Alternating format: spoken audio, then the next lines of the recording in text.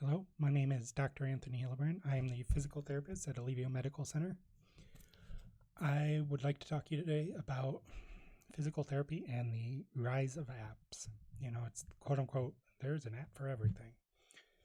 Well, now you're starting to see apps for quote unquote physical therapy.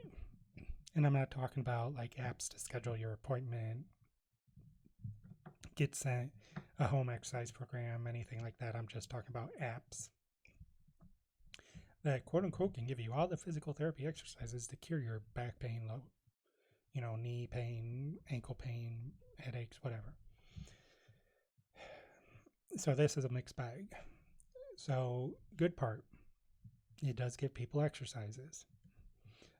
Gives them in a ready form because most everybody has a smartphone. There are a handful of people that exist without smartphones, but for the most part, people do have smartphones. Bad part, that is not patient specific, regardless of what the app wants to say, like, oh, we can tailor it to you. No. Does it miss some underlying issues? Most certainly. Nothing will take place from a physical hands-on exam. And they don't ask the questions. They may ask some questions: what's your height, what's your weight, how much pain you have, things like that. But they're not really going to get in there and figure out the mechanism of injury and figure out a course of action to actually get you better. So with these apps, it's a can set. You have back pain, do X, Y, Z, 3 times a day, 10 repetitions each, et cetera, so forth. But a lot of them also say, this is not meant to treat, diagnose, or cure any disease. So, at the end of the day, you have to, do what's going to be best for you.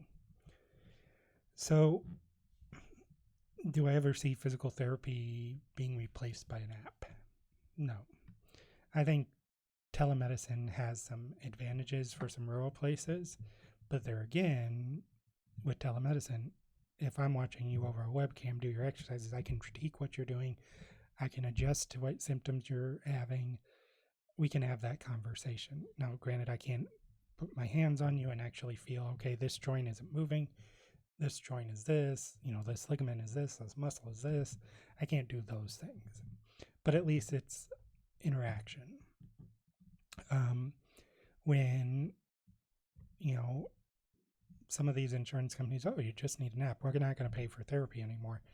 This is deeply concerning because if it was as simple as getting an app, then we realistically would not exist. Because somebody would have come up with an app a long time ago. And that app would have made billions of dollars, most likely.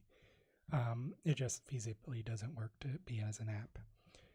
So one of the things that I would look at, with regards to apps is take them with a grain of salt. I have a few patients come in, they'll show me the app that they use for, their exercises that they're doing. And some of the exercises are wrong, like really poorly chosen exercises. I'm thinking of one patient in particular, who the patient actually did more harm to themselves than good using the app, because they weren't in a condition to actually be able to do those exercises, because it was addressing the typical, oh, well, you're tight here, obviously, because, it's an app and it knows everything. But they weren't tight there. They were actually unstable in a couple of spots, and that was creating their issue. So we had to basically undo what they were doing. Although people going on YouTube and finding exercises, I always get a kick out of some of the exercises. People come in like, oh yeah, I found this great stretch for my hip flexors. And they can't even get into the position that the other person demonstrates, because the other person does yoga 7 times a day and, can put their feet behind their head. This person can't get into that position, both because they're not flexible enough and, maybe they got a little beer belly on them or something. That is just not possible. And they end up hurting themselves worse. So Do I think apps will ever replace physical therapy?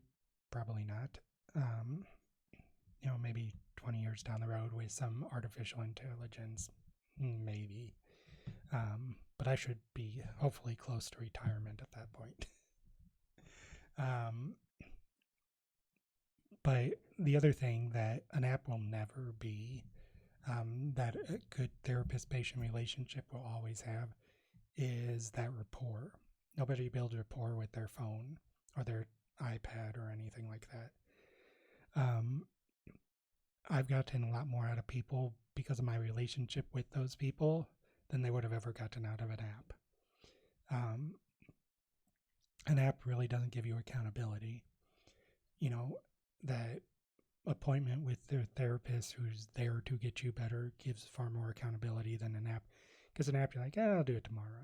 I'll do it later. And pretty soon it's been 3 weeks and you haven't done anything. So that rapport with patients, will never be replaced by an app. Although I'm sure they're trying. So at the end of the day, can you do those apps? You can. Will they get you better? Probably not. Are they going to cost you some money in the process? Probably. Is it going to be less in the short term than therapy? Yes. Is it going to be more in the long term? Yes. And they will end up costing you more because you won't get better. Your issues will become more set, so it'll take longer to get you actually better once you do start with therapy. So at the end of the day, you can try them, but I don't think it's going to get you the results that you're looking for. It's definitely not going to get you faster results, regardless of what the app says. It's like this stuff on TV. This will cure your back pain in 1 visit. It doesn't work that way. Especially if you've had back pain for 10 years. It's not like you're going to hop on this device and poof, it is gone. It just doesn't work that way. So if you have any questions, comments, be sure to throw them below and subscribe to the page for additional updates. Or check us out at AllevioPhysicalTherapy.com or AllevioPT on Facebook. Thank you.